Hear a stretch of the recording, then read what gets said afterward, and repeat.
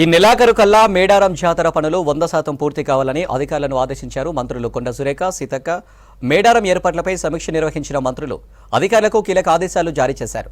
గత సంవత్సరం వరదలతో మేడారం చిన్నాభిన్నమైందన్నారు మంత్రులు. సీఎం రేవంత్ రెడ్డి ఇప్పటికే 75 కోట్ల రూపాయలు విడుదల చేశారని చెప్పారు. గత ప్రభుత్వం మేడారానికి 200 కోట్లు కేటాయిస్తామని మాట తప్పిందని మండిపడ్డారు. నాణ్యతకు ప్రాధాన్యమిస్తూ జాతర పనులు కొనసాగుతున్నాయన్నారు. పనుల్లో జాప్యం జరిగితే సహించేది లేదని హెచ్చరించారు మంత్రులు. వాళ్ళని ఇబ్బంది పెట్టకుండా, ఎందుకంటే కొంతమంది బయట పోలీసు వస్తారు, మనకు నార్త్ సైడ్ వాళ్ళు కూడా వస్తారు. ఈసారి మరి ఎవరిని పెడుతున్నారో సెక్యూరిటీ నాకు తెలియదు, కానీ వాళ్ళు ఐడెంటిఫై చేయరన్నట్టు చేయకుండా వీళ్ళని కూడా నెట్టేస్తూ ఉంటారు. వాళ్ళు వచ్చింది కవరేజ్ కోసం వస్తారు. పాపం వాళ్ళు ఏదో లబ్ధి పొందడానికి రారు. మన జాతరను ఎంతవరకు వీలుంటే అంతవరకు కవరేజ్ చేయడానికి వస్తారు. కాబట్టి వాళ్ళకి ఎటువంటి ఇబ్బంది కలగకుండా వాళ్ళకు ఒక పిఆర్ఓను సపరేట్గా మీరు పెట్టండి. పెట్టి వాళ్ళకి ఏ ఇబ్బంది ఉన్నా వాళ్ళకి కంప్లైంట్ చేసుకునేటట్టు పెట్టండి. మేడం పోయినసారి ఓకే పెడతారంట కోఆర్డినేషన్ మీటింగ్ ఎస్పీ గారు. గతంలో పారిశుద్ధ్యం చేసినప్పుడు మధ్యలోనే కంటే ఒక 2000 పెంచాలని డిసైడ్ చేయడం జరిగింది. అదేవిధంగా పారిశుద్ధ్యం కూడా గతం కంటే ఇంకొక 2000. వెంకటయ్య గారు మనదే శాఖ 4000 లేవు, పక్క రాష్ట్రాల నుంచి అద్దెకు తెచ్చుకోవాలి. ఇప్పుడు అది అంటే మరి గత గవర్నమెంట్ ఎట్లా ఆర్టీసీని మొత్తం స్మార్ట్ చేసుకుంటూ వచ్చింది. ఇప్పుడు బస్సులు కూడా అందుబాటులో లేవు. ఉన్నవాడితో మేము రన్ చేస్తా అంటే వాళ్ళు మమ్మల్ని మరి ఆడోళ్ళు కొట్లాడుకుంటారని ఆడోళ్ళని ఒక కొట్లాడుకునే వాళ్ళలాగా టీఆర్ఎస్ గవర్నమెంట్ ట్రీట్ చేస్తూ ఉంది. తర్వాత ఆటోలను ఎంకరేజ్ చేస్తూ అంటే రెచ్చగొడుతున్నారు. అయినా కూడా బస్సులలో ఆడవాళ్ళందరూ కూడా స్వేచ్ఛగా కుటుంబాలను చూసుకోవడానికి, జాతరలకు వెళ్ళడానికి, దైవ దర్శనాల కోసం పిల్లల హాస్టల్లో ఉంటే వాళ్ళ దగ్గర కూడా వెళ్తున్నారు. తప్పకుండా పారిశుద్ధ్యము, డ్రింకింగ్ వాటరు ఇవన్నీ కూడా స్పెషల్గా మేము దృష్టి పెడతాం. 30 తారీఖు వరకు దాదాపుగా 90% వర్క్స్ అన్ని కూడా కంప్లీట్ చేయాలని మేము అనుకున్నాము. ఇప్పుడు మళ్ళీ ఈ రివ్యూలో అదే ఉంటుంది.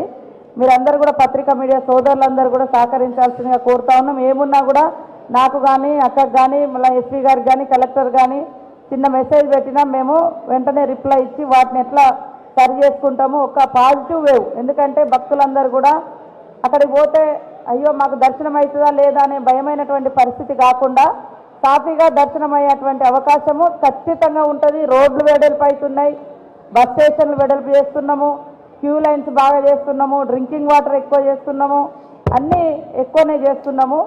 మీరందరూ కూడా మరి సైనికులాగా ఈ యొక్క జాతరను మనం విజయవంతం చేసుకోవడానికి సహకరించాలని మిమ్మల్ని అందరినీ కోరుకుంటాము. మేడం ఫ్రీ బస్ అందుకనే 2000 బస్సులు పెంచినాము. ఫ్రీ బస్ ఇస్తున్నాం మహిళలందరికీ. మేడం అంటే గతంలో జాతర అంటే సమ్మక్కను తీసుకొచ్చేటప్పుడు కానీ, సారలమ్మని తీసుకొచ్చేటప్పుడు ప్రత్యేకమైనటువంటి వెహికల్ మీకు ఉంటుంది. గతంలో కూడా ఉండింది, ఇప్పుడు కూడా ఇంకా పెద్ద వెహికల్ ఏర్పాటు చేస్తాము. ఎట్లా వీలైతే అట్లా దానికోసం స్పెషల్గా దృష్టి పెడతాము. శానిటేషన్, డ్రింకింగ్ వాటర్ మీద అంటే వాస్తవానికైతే టాయిలెట్స్ అవన్నీ కూడా అందుబాటులో ఉన్నాయి. కొంత ఎక్కడైనా ఉంది కదా, ఇప్పుడు ఉన్నాయి. ఇంకా ఇప్పుడు ఈరోజు వాస్తవానికి అనుకోకుండా చాలా రష్ అంటే భక్తులు ఎక్కువ వచ్చారు. తప్పకుండా వాటికి సంబంధించి కూడా రివ్యూ చేసుకుంటున్నాము. రేపటి నుంచి ఇంకా బెటర్గా సౌకర్యాలు అందే విధంగా కృషి చేస్తాం. కాంట్రాక్టర్ల విషయంలో ఇలా మేమిద్దరం కూడా ఏ కాంట్రాక్టర్ ముఖాలు మాకు మేమిద్దరం ఎవరితో మాట్లాడిన వాళ్ళం కాదు. టోటల్గా కలెక్టర్ గారికి అధికారం పైనుంచి డైరెక్ట్గా ఇచ్చినాం. వారు టెండర్లు పిలుస్తున్నారు. ఏ శాఖకి ఎవరికి ఎన్ని నిధులు అనేది నిధులు ఇచ్చినాము. మేము అదే చెప్తున్నాము. వాళ్ళు లెస్సుకుపోయి నేను లెస్సుకుపోయినా నేను బాగా చేయలేదంటే అది మాకు ఆన్సర్ కాదు. మనకు ఖచ్చితంగా క్వాలిటీ ఉండాలి, దాని మెయింటెనెన్స్ ఉండాలి, వాళ్ళదే బాధ్యత ఉంటుంది. ఎక్కడ కూడా మేము రాజీ పడేది లేదు. అధికారులు అయితే ఇంటికి పోతారు, వాళ్ళైతే బ్లాక్ లిస్ట్లో పోతారు. ఇదే రెండే ఉన్నాయి మా దగ్గర. ఇప్పుడైతే మంచిగా పని చేయకుంటే అధికారులు మంచిగా పని చేయించకుండా వాళ్ళతో ఎక్కడన్నా కుమ్ముక్కైతే అధికారులు ఇంటికి పోతారు. కాంట్రాక్టర్లు మంచిగా చేయకుండా వాళ్ళు బ్లాక్ లిస్ట్లో పోతారు. సమ్మక్క సారలమ్మ దగ్గర కాబట్టి పని దయచేసి అందరూ మంచిగా చేయండి. అది అందరికీ మంచిది. దేవుడి దగ్గర మోసం చేయడానికి లేదు. అది మేము దానితో కట్టుబడి ఉన్నాం. ఆ విషయంలో మేడం ఒక్కటి ఫైనల్గా లెవెల్ నుంచి ఎస్పీ, డిఎస్పీ క్యాడర్ ర్యాంక్ వాళ్ళని పిలిపిస్తున్నాము.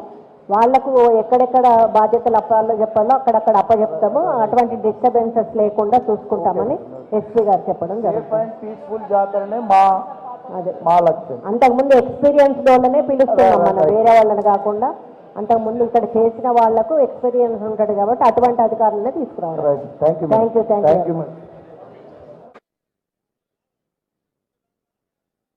కూడా అదే రకంగా పనిచేయాలి.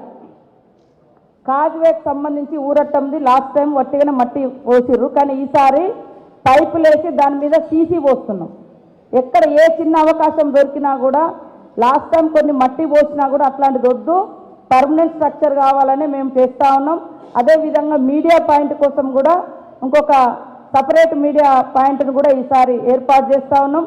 బెల్లానికి సంబంధించి కూడా బెల్లం ఎత్తి వేయడము ఇబ్బంది పడుతున్నారు, కలలు కలుగుతున్నాయి అనేటువంటి ఉద్దేశంతో ఒక కొత్త విధానం వారు వేసినటువంటి మరి కట్న కానుకలు బెల్లం కూడా బంగారాన్ని గద్దెల మీదకి పోయే విధంగా కూడా ఏర్పాట్లు చేస్తూ ఉన్నాం. కాబట్టి ప్రతి ఒక్కరు కూడా తప్పులు జరిగితే మా దృష్టికి తీసుకురండి, ఎవరిని క్షమించేది లేదు. అధికారులు కూడా పై స్థాయి అధికారులు కూడా దయచేసి రాజీ పడొద్దు. ఖచ్చితంగా దేవునికి చేసే పని కాబట్టి నిబద్ధతతో నిజాయితీతో చేస్తామని తెలియజేస్తూ ఈ మహాజాతరకు ప్రతి ఒక్కరు కూడా సహకరించండి. రాష్ట్ర వ్యాప్తంగా దేశవ్యాప్తంగా ఉన్నటువంటి వారిని కూడా మేము ఆహ్వానిస్తున్నాం. మన ప్రాంతం యొక్క గొప్పతనాన్ని తెలియజేస్తూ ఉన్నాం.